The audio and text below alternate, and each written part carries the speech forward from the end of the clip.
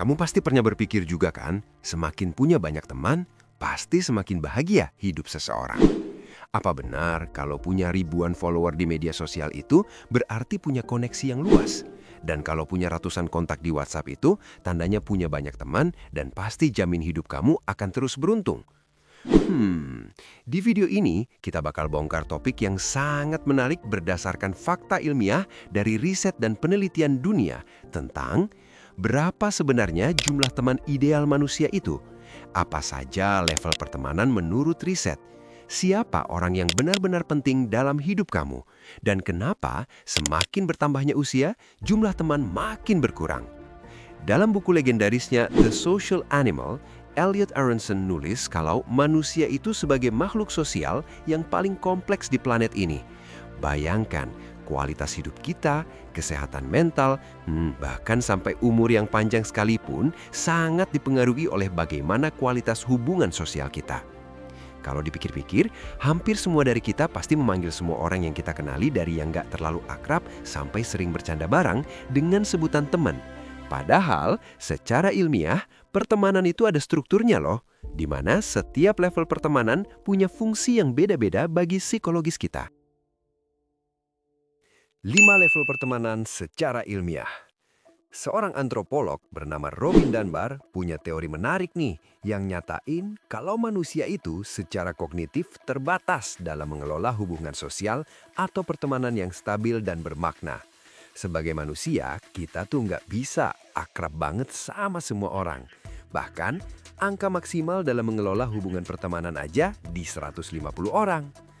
Dunbar membagi hubungan manusia dalam pertemanan menjadi 5 tingkatan seperti lingkaran yang semakin mengecil ke dalam, dengan angka maksimal di sekitar 150 orang. Penasaran kan apa saja 5 tingkatan itu? Level 1, Intimate Circle, 3-5 orang. Yang pertama ini lingkaran hubungan yang paling dalam dan dekat banget sama kamu. Mungkin bisa kita sebut sebagai sahabat sejati ya. Menurut penelitian Robin Dunbar, nulis kalau manusia hanya mampu punya 3-5 hubungan sangat dekat secara emosional. Orang-orang ini tahu sisi terlemahmu, paling peka sama perasaanmu, jadi tempat pertama kamu curhat dan berkeluh kesah apa adanya. Tahu kisah hidupmu yang gak bisa kamu ceritain ke banyak orang, dan selalu upayain untuk ada di samping kamu pas kamu lagi terpuruk. Biasanya, orang-orang ini dari pasangan, keluarga inti, dan sahabat sejati. Catatan penting dari penelitian bahwa orang-orang di level ini punya pengaruh yang besar dan sangat menentukan arah hidupmu. Seperti bagaimana cara kamu berpikir, cara kamu mengambil keputusan, kebiasaan, hingga kepercayaan. Makanya, kalau kamu punya konflik atau kehilangan orang di level ini, dampaknya ke kesehatan mental bakal luar biasa besar. Level 2, Close Friends, 10-15 orang. Masuk pada tingkatan nomor 2 yang masih termasuk circle dekat kamu. Mungkin level ini bisa juga disebut teman dekat ya. Dan kalau menurut Dunbar, pada level ini manusia hanya bisa mengelola hubungan di angka sekitar 10-15 orang. Di level ini karakter orangnya ya selayaknya teman dekat ya. Orang-orang yang paling sering kamu ajak sharing dan cerita selain level pertama, orang yang tahu mimpimu dan selalu mendukungmu, punya agenda rutin mingguan atau bulanan buat ketemu bareng atau sekedar nongkrong, tahu banget gimana kepribadian kamu. Satu sama lain ada kepercayaan, tapi tidak tahu semua rahasia kamu. Dan biasanya orang-orang ini terdiri dari teman dekat di tempat kerja, teman dekat pas sekolah atau kuliah yang sampai sekarang masih sering komunikasi. Studi nunjukin kalau gak semua pada level ini tuh bertahan seumur hidup. Perubahan cara pandang, lokasi kamu, karir, dan fase hidup secara perlahan akan menyeleksi siapa yang benar-benar menjadi orang yang dekat di hidup kamu. Level 3, Friends. Kita melangkah ke lingkaran yang lebih luas, yaitu friends atau bisa dikategorikan sebagai teman baik kali ya.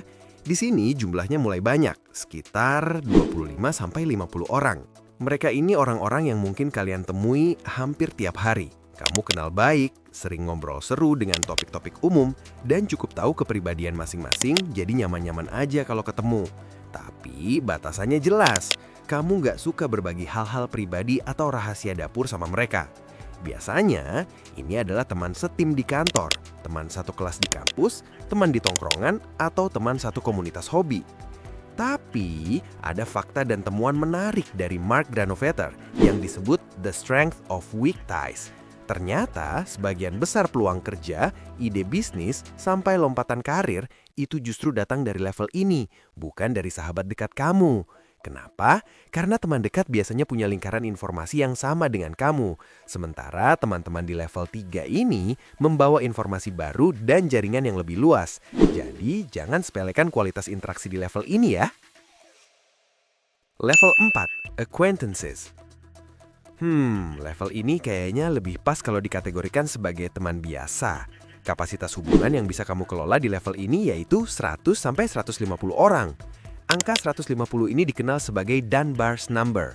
Menurut riset, ini adalah batas maksimal kognitif manusia untuk bisa mengenali dan mengingat hubungan sosial secara stabil. Di atas angka ini, otak kita biasanya sudah mulai kewalahan untuk memproses siapa berhubungan dengan siapa secara mendalam. Orang-orang pada level ini tuh biasanya saling tahu nama dan pekerjaan satu sama lain, tingkat interaksi cukup jarang, dan nggak tahu kepribadian satu sama lain. Nggak ada kedekatan secara personal. Level 5, Digital Connection. Lapisan terakhir atau bisa dikategorikan sebagai kenalan sosial media, pada lapisan ini jumlahnya bisa gede banget bahkan nyampe ribuan. Tapi sekali lagi, kalau dari penelitian menunjukkan otak manusia tuh gak mampu untuk mengelola ribuan hubungan emosional secara stabil. Jadi, punya puluhan kontak di WhatsApp dan ribuan follower di Twitter itu gak jamin bikin seseorang bahagia karena ada ilusi hubungan sosial di sana. Realitas pahit pertemanan berdasarkan riset. Ada yang gak kalah penting yang harus kamu tahu selain tingkatan hubungan pertemanan, yaitu realitas pahit manis dari sebuah pertemanan. Kenapa pertemanan kita terasa makin rumit saat kita makin dewasa? Ada 4 kenyataan penting buat kamu. Realitas pertama, lingkaran pertemanan akan mengecil seiring bertambahnya usia. Berdasarkan studi University of Groningen, kalau manusia itu semakin dewasa, fase hidupnya juga akan ikut berubah. Maka secara otomatis, gak punya banyak waktu luang, energi gampang habis karena padatnya jadwal dan kesibukan, dan pastinya tanggung jawab juga ikut nambah. Kalau udah seperti itu, secara alami otak bakal lebih selektif dalam hubungan sosial. Mana yang lebih dibutuhkan, atau lebih pasnya, mulai memilih kualitas teman dibanding kuantitas. Pasti kamu juga bisa ngerasain sendiri kan, kayak capek dan udah nggak punya banyak waktu untuk nongkrong hahaha di saat semakin dewasa. Jadi itu tuh wajar banget, bahkan sehat kok. Lingkaran kecil bukan berarti jadi tanda kalau kamu gagal bersosial. Justru itu tanda kamu sudah dewasa secara emosional dan punya fase hidup yang berbeda. Realitas kedua, tidak semua teman senang kamu tumbuh. Dalam psikologi sosial, ada fakta pahit yang dinamai social comparison, di mana ternyata sebagian orang dalam lingkaran pertemanan kamu itu ada tipe orang yang nyaman saat kamu setara dan tersenyum saat kamu biasa-biasa saja. Tapi, begitu kamu mulai berkembang dan sukses, mereka diam-diam berharap langkahmu berhenti dan dalam hati takut kamu melesat lebih jauh. Sebenarnya mereka belum tentu jahat ya, tapi lebih karena mereka belum siap dan insecure kalau kamu ada perubahan positif. Jadinya, progres yang udah kamu capai itu nunjukin kalau mereka itu gitu-gitu aja dan hidupnya stuck.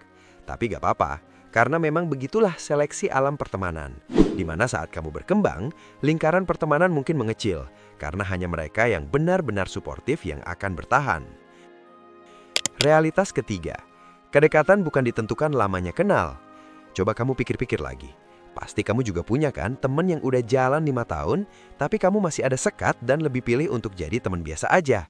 Terus, ada temen yang baru kenal 3 bulan, bisa jadi dekat banget. Bisa gitu ya? Hasil penelitian Jeffrey Hall dari University of Kansas nulis kalau kedekatan pertemanan dalam hubungan sosial itu bukan soal durasi, tapi soal frekuensi dan interaksi berani untuk nunjukin isi hati secara emosional.